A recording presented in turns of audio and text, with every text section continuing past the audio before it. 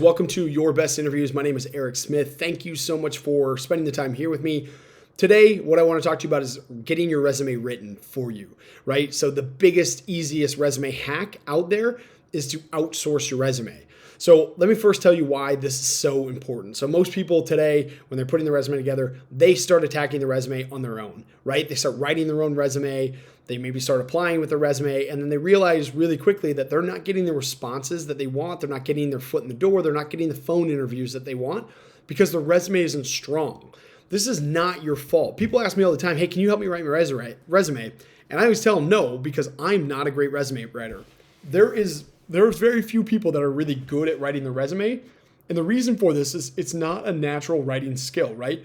There is strategy to how you're compiling all of your work history into a small form on a sheet of paper to express why you're the best candidate for a role. It's a really, really specific skill set that goes into writing resumes. And the reason for this, and the reason this has shifted so much, is because technology has shifted over the last 10 years. 10 years ago, there wasn't technology in place to score and rank you as a candidate based on your resume. You could submit your resume, and oftentimes it was how creative you could be or how, your resume stood out in a pile that would get you maybe that first interview. That is not the process today. Most companies are using applicant tracking systems that are leaning heavily on technology, artificial intelligence, to rank and score you as a candidate before a recruiter ever even sees your resume.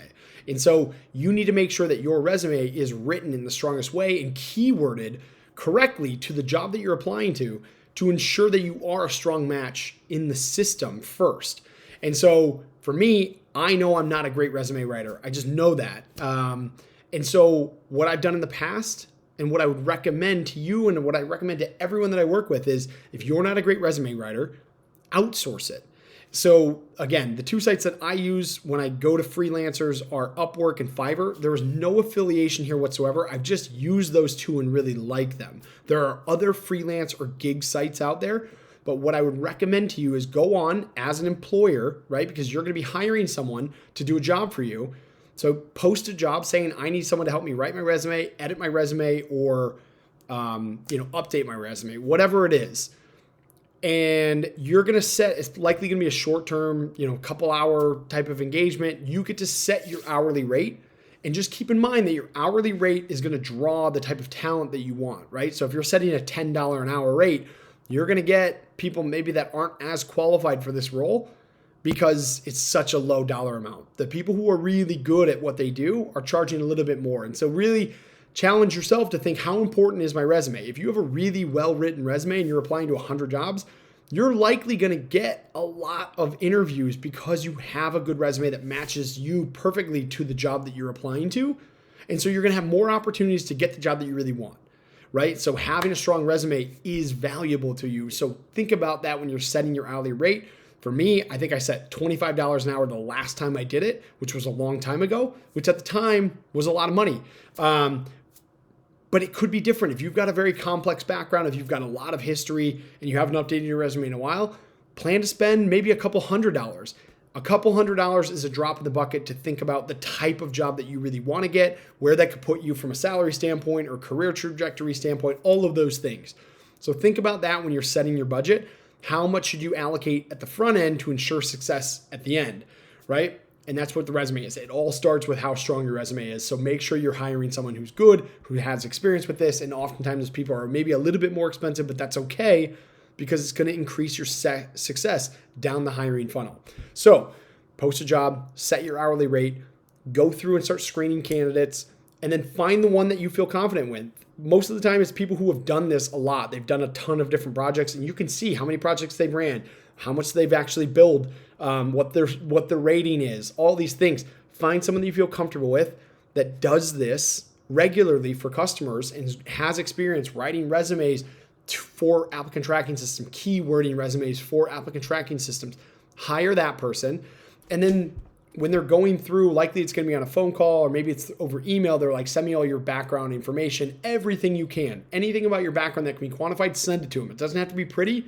It's their job to package it, but make sure you're flooding them with enough content so that they can make you look like a rock star on paper. But then also send them a job description for the type of job that you're applying to. Chances are, if you're applying to one type of job, if you went to a career site for 100 different companies hiring for that same type of job, typically the key requirements, key responsibilities are going to look relatively similar, right? And so if you send them a job description, they're going to be tailoring your resume to the type of job that you're applying to, thus making you a very, very attractive candidate on paper for the role that you're applying to, if that makes sense. Now, if you're applying to a lot of different things, maybe you're applying to sales, customer service, whatever, have a different resume for each one because the keywords are going to differ based on what you're applying to. So think about that. If you're applying to a couple different industries, you should have industry-specific resumes. But if you're really focused on one way, that's even easier. Just pull a job description that's relevant for your experience, what you're applying to, and have them tailor your resume to that job. I promise you, they will package up a resume that makes you look great on paper, that's keyword optimized, and they will do this all while you're sitting on the couch watching Netflix.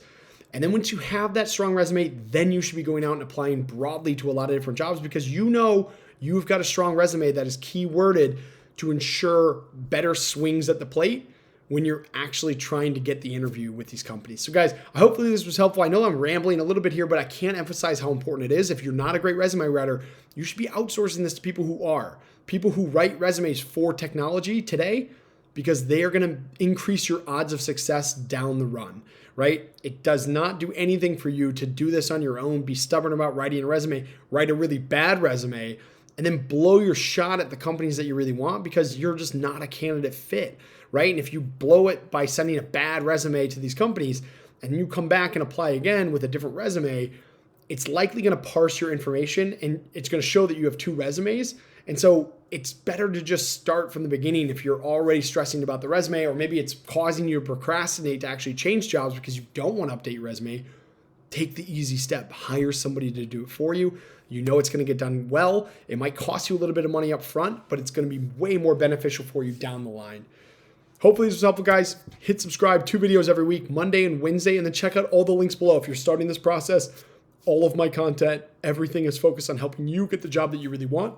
So I appreciate you being here. Thank you so much and good luck.